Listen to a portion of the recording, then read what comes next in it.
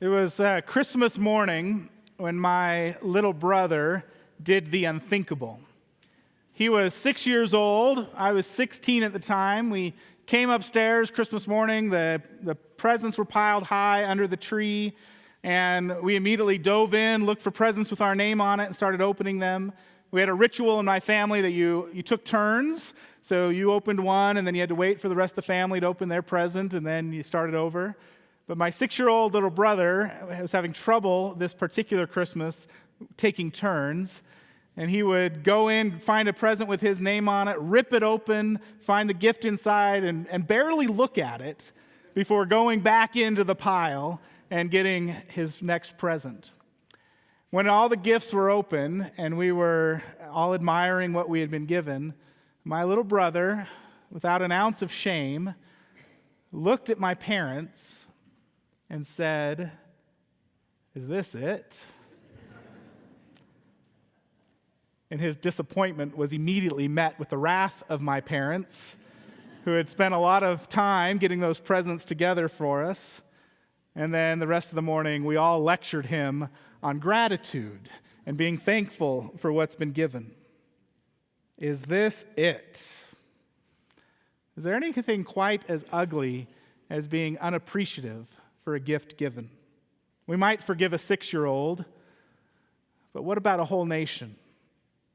In Numbers chapter 11, we get the equivalent of what my little brother did on that morning.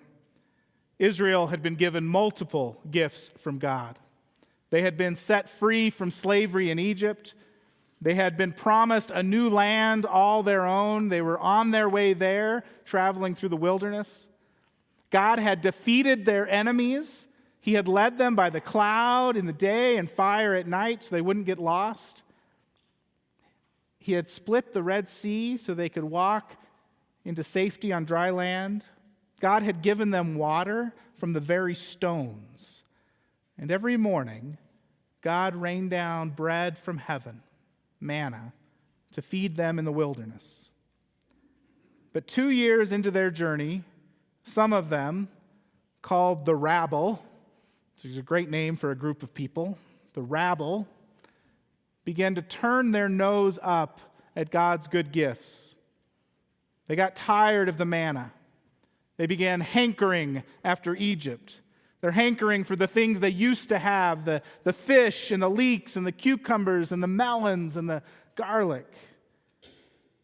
But they're looking at the past with rose-colored glasses, and they only mention the good things of Egypt. None of the bad. No mention of the slave masters who whipped them when they weren't working hard enough. No mention of the genocide that killed all the little boys under 2 years old that Moses survived.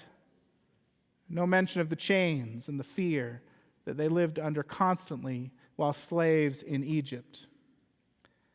The rabble look around at all that God has given them, and they declare, "Is this it? We want more." Who are the rabble? There's a rabble in every system, although I haven't met the rabble at First Lutheran Church yet. I've got 4 years of honeymoon, so no one's complained to me about anything. But we have to keep our eyes out for the rabble and be careful not to let them influence us away from faith in God. The rabble are the ones who are never happy, never satisfied. They don't see what they have. They aren't grateful for what's been provided. They only see what they don't have, what they want. And the rabble always wants more. Having enough isn't good enough for the rabble, and it's always somebody else's fault that they don't have what they want. So they complain, and they whine, and they raise a fuss. And worse, they rile others up. Other people who are perfectly content, perfectly thankful, until the rabble started their complaining, trying to win them over to their side. When God hears the complaining of the rabble, he's angry. Wouldn't you be? I would. If I had freed a people from slavery, if I had led them and fed them in the wilderness, and they start complaining about the quality of the food that I'm providing, I'd be angry. So God sends the rabble what they ask for, meat in the form of quail, but not as a gift, but as a punishment for their lack of faith. It says he sent them a month's worth of quail, piled 3 feet high, a day's journey from the camp. There's a part in Scripture we didn't read that in the book of Numbers where God says, I'll give them meat to eat, so much that it'll be coming out their nostrils. And he does. And those who leave camp and go the day's journey to get the quail are wiped out with a plague, for they rejected God. It might seem harsh to modern ears. Usually when we read something like this, we say, that's the Old Testament God. Jesus would never do anything like that. Did you hear the gospel lesson? If any of you put a stumbling block for one of these little ones who believe in me, it would be better for you if a great millstone were hung around your neck and you were thrown into the sea. God does not deal kindly with those who cause division among his people. His anger is kindled whenever anyone moves between him and those who believe in him. God will not put up with those who cause others to sin, those who work to undo someone's faith. God provides for us. He's protective of his people, and he gives his people just what we need. It's been said that the path to happiness is wanting what you have. Imagine if we all simply recognized the provision that God has given us each day and gave thanks for the manna, for the daily bread. So much of our discontent, our anger, our unhappiness comes because we don't recognize the gift that God has given us that's right in front of us. We think happiness will come when we get that other thing, whatever it is, somewhere over there. But wisdom teaches us that happiness comes when we want the things that have already been given to us. When we give God thanks for all that he gives, and we see what we have as a gift, and don't take it for granted. Now, it's true, sometimes the manna, the daily bread, seems small, plain, boring even. There's only a day's worth. There's not enough for every future problem. It doesn't solve everything. The daily bread is just that, it's daily. It just gets us through that day.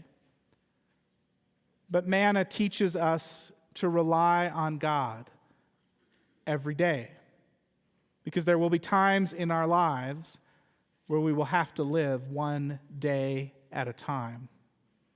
And if we're relying on our own strength, when that wilderness comes, we won't make it. But if instead we've learned to rely on what God gives each day, trusting that he will provide for that day and worrying only about that day, we can make it through any wilderness. I've sat with people dying of cancer who have learned to be grateful for the small mercies that God gives. The visit of a friend, the warmth of the sunshine, the opportunity to worship. I've been with those who are watching loved ones die, who also know what it is to receive manna, a small moment of clarity from their loved one so they can share a memory or a laugh or a prayer. We will all experience wilderness in our lives, a time of struggle, a time of hardship, a time when we can only live for that day. And when we're in the wilderness, it's our faith that gets us through, our trust that God will provide just what we need to take one more step to lead us through the wilderness and out the other side. This past year, I went through a wilderness of grief. My dad, my biological father, died in February. When I got the news that he had been taken to the hospital, he was in Oregon, I was in North Carolina, and I booked a flight immediately, hoping to get there to pay my respects before he died, to say goodbye.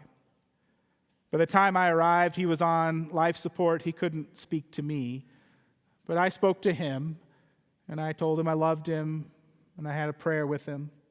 I held his hand. We decided we would take him off of life support. Some of you have been there in those hospital rooms. You know what a heart-wrenching decision it is to say goodbye in that way. When you're in that time, that wilderness, you don't think about the big picture. You're in the moment. You're just trying to get through one day, 1 hour. And the grief and the tears roll over you like waves, seemingly out of nowhere. On the morning that we were going to take him off life support, I got up early before the sunrise and went to a diner to have breakfast. I'm sure I was distracted and looked sad, and the waitress must have noticed, because when she handed me my bill, she slipped me a coupon to cover the cost. It was the smallest of things, a tiny act of kindness. But to me, on that day, it was manna from heaven, a gift from God to let me know that He was there and He would provide for me that day. I'll never forget that waitress or that coupon on the day my dad died. God provides for us in the wilderness. We don't have to work for the gifts. We simply receive them and acknowledge that they are indeed from God. I think of our outreach fair that's going on in the Gathering Center right now. First Lutheran supports all of these organizations, these nonprofits in the community, and they are on the front lines of handing out manna to those who are in the wilderness. Whether it's a cart of groceries or a bowl of soup or a place to sleep or some medicine for someone who can't afford it. That's manna. None of these agencies are able to solve anyone's whole problem, whole life, but they can be agents of God to give daily bread, to serve as a reminder that God is with you in the wilderness. And our congregation is privileged to be part of that work. Not just meeting the daily needs, but encouraging those who are in the wilderness that they are not alone, that God is with them, and God will see them through. A gift of faith is the greatest gift we can have. It is our strength, especially when life does not go as we hoped. Now, some of you are in the wilderness right now, the wilderness of illness or grief, the wilderness of divorce or unemployment, the wilderness of abuse or fear. God is with you in the wilderness. He will provide for you. He is providing for you, one day at a time. May we learn to recognize the gifts of God, the manna that He gives, and receive with gratitude His provision. The manna is a promise, too. A promise that God will guide us through the wilderness to the promised land. The wilderness does not last forever. One day, God brought the whole nation of Israel out of the wilderness to the promised land. The time of daily manna was over. You remember how the Bible describes the promised land? A land flowing with milk and honey and abundance. God will bring you through the wilderness too, into a new time in your life, a new chapter, a time of joy, a time of plenty. Some of you have been through the wilderness and you're there now. You're in that promised land, that time of joy and plenty. And if you're there, your job is to be manna for somebody else, to give manna to those who are in the wilderness now. Sometimes God provides manna. Sometimes God provides milk and honey, but God always provides, always. May we learn to recognize His provision and give thanks for the good gifts that He gives, even as we look forward to the day when God will usher us all out of the wilderness of this life into the eternity of the promised land. Thanks be to God. Amen.